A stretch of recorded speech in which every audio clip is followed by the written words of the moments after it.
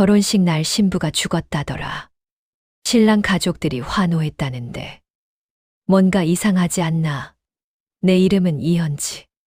나는 한때 법정에서 피고인들의 죄를 가지고 싸우는 검사였다. 하지만 지금 나는 죽은 자다. 아니, 죽은 척하고 있는 자다. 계단에서 떨어진 지 한 달. 그들은 내가 죽었다고 확신하고 있다. 하지만 나는 여기 중환자실에서 깨어나 있다. 아버지가 몰래 나를 살려냈다. 의사도 경찰도 모두 아버지의 지인들이다. 아버지는 내 손을 잡았다. 떨리는 손으로. 현지야, 정말 미안해. 내가 너를 더 일찍 봤어야 했어. 하지만 이미 늦었다. 시계는 앞으로 나아간다. 2년 전으로 돌아가자. 나는 법대 동창회에서 그를 만났다. 이준서. 그의 눈은 깊고 슬펐다. 마치 나를 가장 잘 이해하는 사람처럼. 현지 씨, 정말 아름다워요. 그 말이 나를 죽게 만들었다. 결혼 후 첫날 밤. 뭔가 이상했다. 그의 눈빛이 달라졌다. 차갑고 계산적인 눈으로. 현지, 내 어머니가 오셔. 좋은 음식 준비해야지. 그때는 몰랐다. 이것이 지옥의 시작이라는 걸. 오은숙. 시어머니. 그 첫 만남에서 그녀의 눈에는 혐오가 가득했다. 너 어딘가 못났네. 검사라고 우리 아들한테 어울리지 않아. 첫 달은 소리와 폭력이었다. 음식이 조금 덜 짠다고, 밥이 약간 식었다고. 하루는 내 팔을 주방 조리대에 내팽개쳤다. 반창고는 점점 늘어났다. 그리고 남편은 그런 나를 보고만 있었다. 아무 말도, 아무 행동도 하지 않았다. 단지 차갑게 웃을 뿐. 3개월째 되는 날 밤. 나는 우연히 그것을 발견했다. 보험증서. 내 이름으로 가입된 거대한 보험증서. 사망보험금 5억 원. 수익자는 남편 이준서. 그날 밤 나는 아버지에게 전화했다. 떨리는 목소리로. 아빠, 나 죽을 것 같아. 아버지는 침묵했다. 그리고 그는 움직이기 시작했다. 비밀리에, 아무도 모르게. 그들은 회의를 했다. 내가 옷장 안에 숨어서 들었다. 휴대폰의 녹음 앱을 켜고 시아버지 김대훈이 먼저 말했다. 5억. 아니, 5억 5천이면 우리 빚 다 갚을 수 있겠는데. 그러자 시어머니 오은숙이 웃음을 터뜨렸다. 그 끔찍한 웃음. 그래, 그리고 다음엔. 하면서 나를 바라봤다.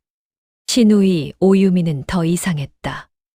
언니 죽고 나면 언니 옷도 우리 거 되는 거 맞죠? 그리고 남편은 말했다. 계단에서 밀어버리면 자살로 처리돼. 유서도 준비했고. 시아버지가 종이를 꺼냈다. 내가 쓰지 않은 편지. 나의 필체를 흉내낸 누군가의 손으로. 나는 너무 외로워. 남편이 날 무시하고 시어머니가 날 괴롭혀. 더는 견딜 수 없다. 내가 죽으면 적어도 조용해질 거야. 그것이 내 죽음의 시나리오였다. 계획된 자살. 완벽한 범죄. 그것은 어느 날 아침이었다. 평범한 일요일 아침. 시어머니가 나를 부르며 계단 위로 올라오라고 했다. 현지, 이것 봐. 너 물려받은 목걸이.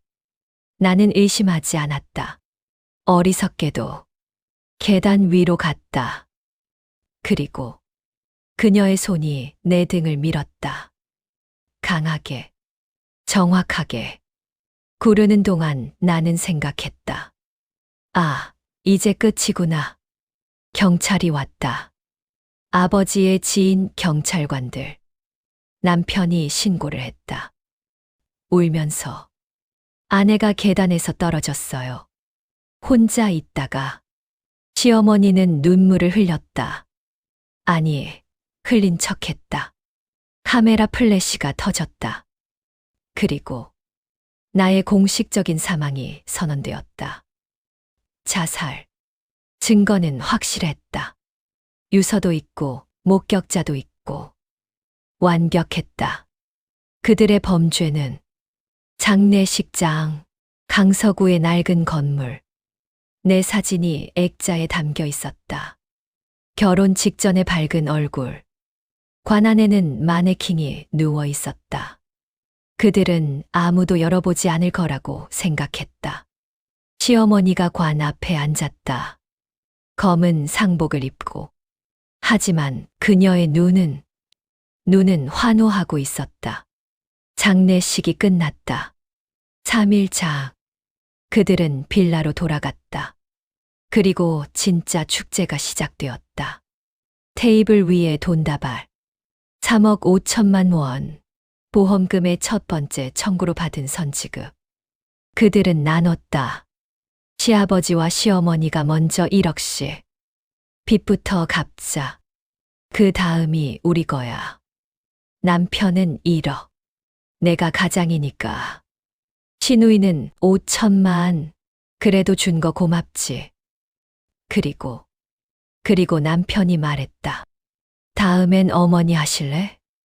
시어머니도 웃음으로 대답했다. 더 많은 돈을 위해 그들은 중독되었다.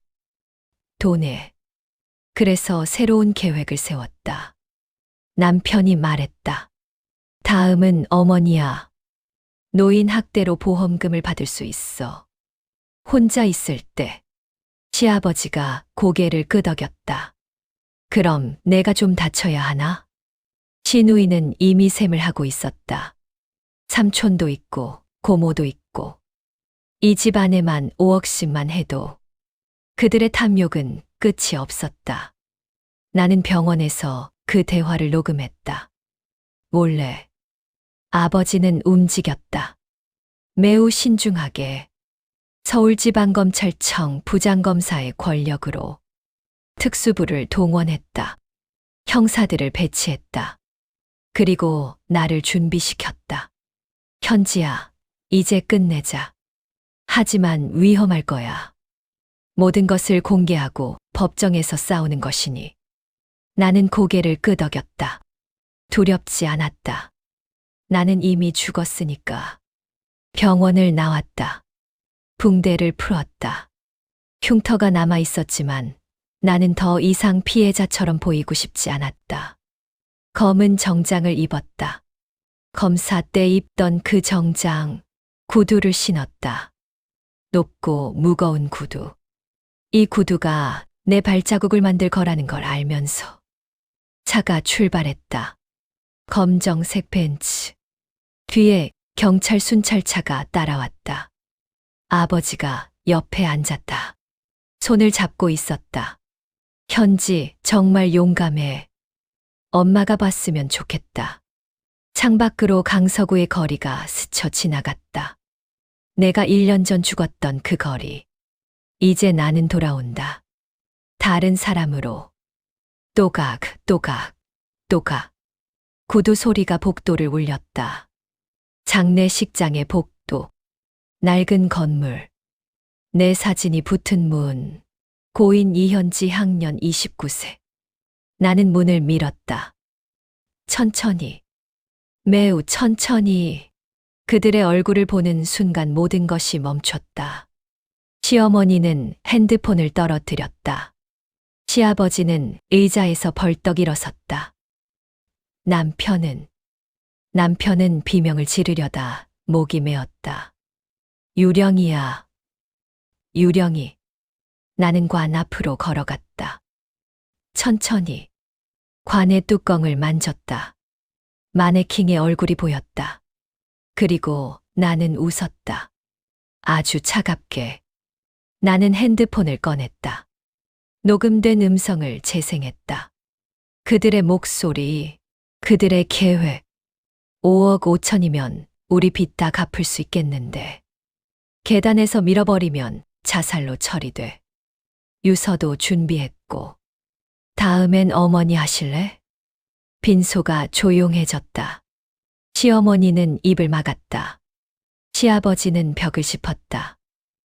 남편은 무릎을 꿇으려 했다. 그때 뒤에서 형사들이 들어왔다. 10명. 아버지가 따라왔다. 나는 차갑게 말했다. 안녕하세요. 저 죽지 않았거든요. 검사가 나섰다. 내가 몸담았던 서울지방검찰청의 동료들. 그들은 손에 체포장을 들고 있었다. 이준서 씨, 당신은 배우자 살해 미수, 보험 사기 공모 혐의로 체포됩니다. 오은숙 씨, 살인 미수 공모 및 실행검으로 체포됩니다. 김대훈 씨, 살인 미수 공모 혐의로 체포됩니다. 오유민 씨, 박서인 씨, 당신들도 살인 미수 공모 혐의로 체포됩니다. 수갑이 채워졌다. 하나씩. 그들의 손목에, 그들이 나를 때렸던 그 손에. 시어머니는 울음을 터뜨렸다. 미안해. 하지만 내 귀에는 들리지 않았다. 나는 이미 죽었으니까. 경찰청 조사실. 회색 벽. 노트북과 녹음기. 형사 2명이 앉아 있다. 남편이 먼저 들어왔다. 남편 이준서. 그의 얼굴은 창백했다. 형사가 물었다. 피해자를 살해하려던 이유가 뭡니까? 남편은 대답했다. 목소리는 떨렸다. 돈. 5억. 필요했어요. 빚이 너무 많았어요. 그래서 아내를 죽이려 했습니까? 침묵. 형사가 녹음을 틀었다. 남편의 목소리가 나왔다. 계단에서 밀어버리면 자살로 처리돼. 유서도 준비했고. 남편은 고개를 떨구었다. 6시간의 조사. 결국 그는 모든 것을 자백했다. 일주일 후 구속심사가 열렸다. 서울 남부지방법원. 법정의 대법정. 나는 방청석에 앉았다. 아버지가 옆에. 4명의 피고인이 수갑을 찬 채 법정으로 들어왔다. 판사가 물었다. 피고인들, 혐의를 인정하십니까? 남편이 조용히 고개를 끄덕였다. 시어머니도, 시아버지도, 시누이도. 판사가 망치를 두드렸다. 증거인멸 및 도주 우려가 명백하므로 구속을 허가합니다. 당. 그 소리. 그것이 내 복수의 시작을 알리는 종이었다. 2개월 후 본격적인 재판이 시작되었다. 나는 증인석에 섰다. 손을 들고 선서했다. 진실만을 말하겠다고. 검사가 물었다. 피해자 이현지 씨, 피고인들에게 당한 일을 진술해 주시겠습니까? 나는 조용히 말했다. 모든 것을. 나는 서울대 법학부를 졸업했고 검사가 되었습니다. 하지만 남편을 만난 후 나는 고아처럼 취급받았습니다. 매일 아침 5시에 일어나 가사노동을 강요받았습니다. 음식이 조금만 덜 맛있어도, 옷이 조금만 늦게 준비되어도 폭력을 받았습니다. 그리고 나를 죽이기 위해 계획을 세웠습니다. 내 이름으로 5억 원의 보험을 들었고 자살로 위장하기 위해 유서까지 만들었습니다. 그리고 그들은 계단에서 나를 밀었습니다. 방청석이 조용해졌다. 시어머니는 울고 있었다. 하지만 그것도 연기였다. 다음은 증거였다. 검사가 들어올렸다. 녹음 파일, 비디오 증거, 드론으로 찍은 계단의 영상, 스크린에 그 장면이 나왔다. 시어머니가 나를 밀고 있었다. 내가 떨어지고 있었다. 모든 것이 명확했다. 그리고 나의 일기. 3개월간의 기록. 폭력, 모욕, 협박. 모든 것이 글로 남아 있었다. 판사가 물었다.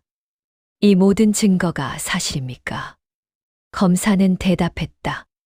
간단하게. 그렇습니다. 마지막 재판날. 판결문 낭독. 판사가 나섰다. 법관복을 입은 그의 얼굴은 엄숙했다. 피고인 이준서는 배우자 살해 미수 및 보험 사기, 공모 혐의로 징역 20년을 선고합니다. 남편은 그 자리에서 무너져 내렸다. 피고인 오은숙은 살인 미수의 실행범으로 징역 18년을 선고합니다. 시어머니는 울음을 터뜨렸다. 피고인 김대우는 살인 미수 공모 혐의로 징역 15년을 선고합니다. 시아버지는 고개를 떨구었다. 피고인 오유민, 박서인은 살인 미수 공모 혐의로 각각 징역 12년을 선고합니다. 신우이는 비명을 지르다가 기절했다. 그리고 판사가 마지막으로 선고했다. 또한 피고인들은 연대하여 피해자 이현지에게 위자료 5억 원을 지급하고 부정 취득한 보험금 3억 5천만 원을 전액 환수한다. 선고. 당. 망치가 울렸다. 정의의 망치가. 법원을 나섰다. 기자들이 에워싸고 있었다. 카메라 플래시가 터지고 있었다. 이현지 씨, 소감을 말씀해 주시겠습니까? 나는 마이크를 잡았다. 차갑고 침착하게. 정의는 반드시 승리합니다. 아무리 치밀한 계획도, 아무리 완벽해 보이는 범죄도 결국 드러납니다. 그리고 피해자는 포기해서는 안 됩니다. 1년 후, 나는 검찰청에 돌아갔다. 서울지방검찰청. 내 이름이 다시 문에 새겨졌다. 이현지 검사사.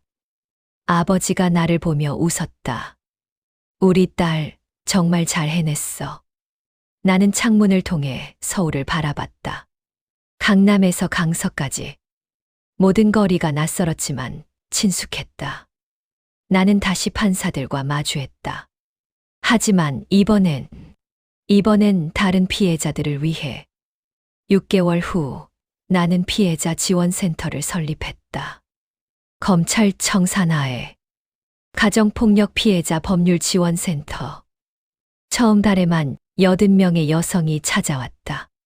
나처럼 고통받는 여성들. 나처럼 도움을 청하지 못하는 여성들. 나는 그들에게 말했다. 당신은 혼자가 아닙니다. 우리가 함께 싸우겠습니다. 그리고 나는 싸웠다. 법정에서 한 번에 한 건씩. 시간이 흘렀다. 20년. 아니, 겨우 몇 년. 남편 이준서는 여전히 감옥에 있다. 깊은 고독 속에 면회를 온 사람은 없다. 가족도 친구도. 시어머니 오은숙은 여자 교도소에서 일하고 있다. 머리는 하얗고 얼굴은 주름투성이. 18년이 더 남았다. 시아버지 김대우는 아프다. 당뇨병과 고혈압. 15년을 더 버틸 수 있을지도 의문이다. 신우이 오유미는 가장 어리다. 26세에 감옥에 들어왔고 지금은 32세. 12년이 더 남았다. 그녀의 30대는 모두 감옥에서. 현재. 오늘. 나는 침대에서 눈을 떴다. 밝은 창문. 서울 강남구 청담동의 아파트. 내 아파트. 내 이름으로 된 핸드폰을 확인했다. 센터로부터 메시지. 이번 주 상담 신청 40명입니다. 모두 처리 가능합니다. 나는 답장을 보냈다. 모두 받아들이세요. 거울을 봤다. 29세의 내 얼굴. 더 이상 피해자의 얼굴이 아니었다. 생존자의 얼굴이었다. 그리고 나는 생각했다. 절벽에서 떨어졌던 그날. 나는 죽었어야 했다. 하지만 산 이유가 있었다. 이들을 위해서. 만약 당신도 나처럼 고통받고 있다면 지금 이 순간 말해주고 싶습니다. 당신은 혼자가 아닙니다. 당신의 고통은 정당합니다. 그리고 당신의 용기는 반드시 보상받을 것입니다. 내가 그 증거입니다. 절벽에서 떨어진 죽은 여자에서 다시 살아난 검사로 나는 살아났고 이겼습니다. 당신도 할 수 있습니다. 포기하지만 않는다면, 그리고 혹시 이 이야기가 당신의 마음에 작은 불을 켜주었다면 구독과 좋아요를 부탁드립니다. 그것이 나처럼 고통받는 모든 사람에게 힘이 될 것입니다. 당신의 오늘을 내가 응원합니다.